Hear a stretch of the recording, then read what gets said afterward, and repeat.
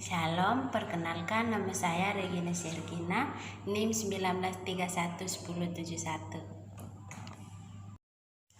Nah, kali ini saya akan membahas tentang sejarah teori evolusi. Nah, evolusi sebagai cabang biologi dalam rumpun sains adalah ilmu yang mempelajari tentang perubahan yang terjadi secara berangsur-angsur menuju kesesuaian dengan waktu dan tempat. Nah, sebagai ilmu pengetahuan, kajian evolusi didasarkan atas data keanekaragaman dan keseragaman makhluk hidup dalam tingkat komunitas. Dan kemudian dalam perkembangan berikutnya didukung oleh data-data penemuan fosil sehingga tidak pernah dapat menerangkan dengan lengkap apa yang pernah terjadi pada masa lampau. Nah, konsep penting dalam evolusi sebagai ilmu pengetahuan entah disebut sebagai teori ataupun hipotesis. Evolusi meliputi konsep esensial, pokok, penting yaitu alam berfungsi. Perubahan evolusi adalah perubahan komposisi genetik suatu populasi pada satuan waktu tertentu. Yang kedua, sebagai pengarah dalam proses evolusi populasi makhluk hidup.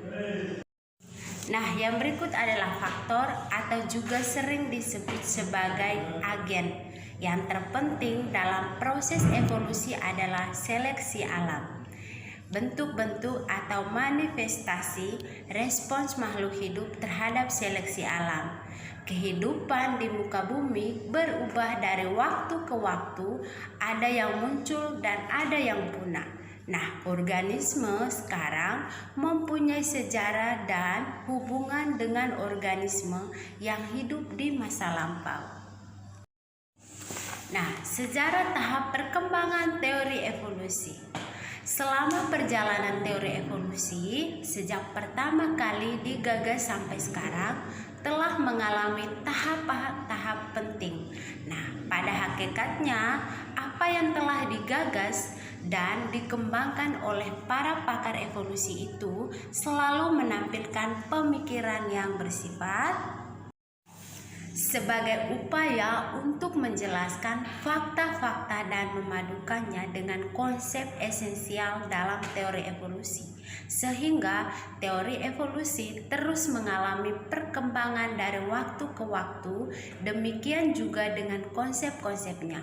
Nah, teori evolusi tidak bertentangan dengan agama manapun di dunia. Teori evolusi modern dapat menjelaskan proses-proses yang terjadi atau mungkin terjadi pada masa lampau.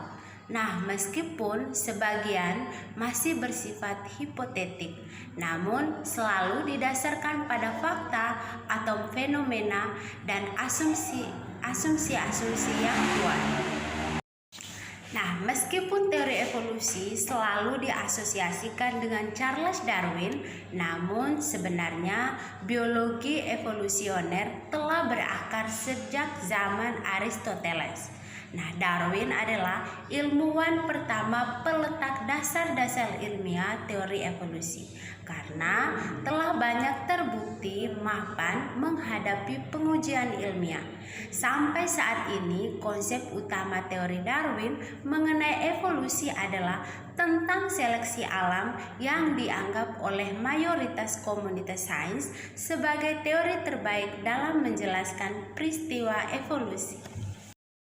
Nah, tahap perkembangan teori evolusi dibedakan menjadi 3 besar. Yang pertama pada masa pra-Darwin, yang kedua pada masa Darwin, dan yang ketiga pada masa pasca-Darwin.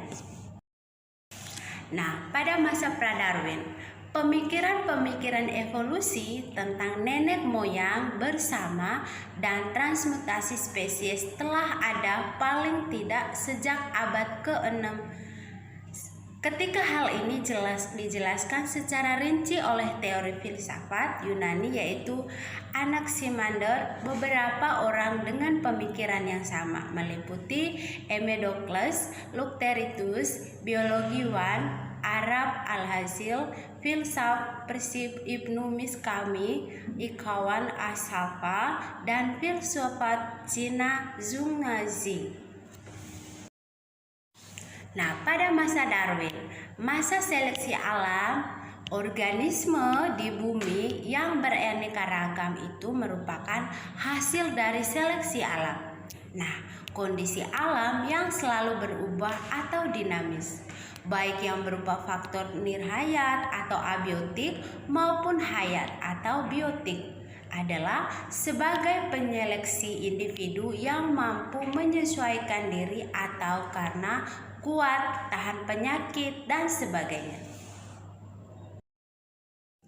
Berdasarkan teori genetika atau Mendel, De Vries, Deschornon, Bateson, Weismann, dan lain-lain. Berdasarkan pendapat para ahli, seperti yang telah disebut di atas, perdebatan mengenai mekanisme evolusi terus berlanjut. Ketika Darwin mencetuskan teori evolusinya, ia tidak dapat menjelaskan sumber variasi terwariskan yang diseleksi oleh seleksi alam. Seperti Lamarck, ia beranggapan bahwa orang tua atau parental mewariskan adaptasi yang diperolehnya selama hidup. Nah, teori yang kemudian disebut sebagai Lamarckisme.